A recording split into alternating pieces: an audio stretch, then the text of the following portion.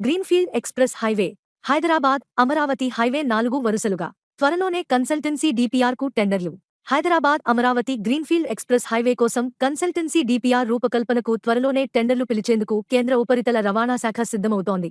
ఇప్పటికే కేంద్రం నుంచి ఆ దిశగా ఆదేశాలు వచ్చిన నేపథ్యంలో ఈ రోడ్డు మార్గంపై జాతీయ రహదారుల ప్రాధికార సంస్థ ఎన్హెచ్ఐ ఒక అంచనాకు వచ్చినట్లు తెలిసింది.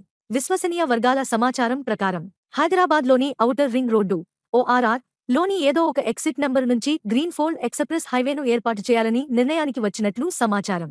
ఓఆర్ఆర్ నుంచి ఫ్యూచర్ సిటీకి అనుసంధానం ఉండేలా తెలంగాణలోని మునుగోడు, మిర్యాలగూడ సమీప ప్రాంతాల మీదుగా మొత్తం 4 వరుసలతో రహదారి నిర్మించే విషయమై కేంద్రం స్పష్టతకు వచ్చినట్లు సమాచారం.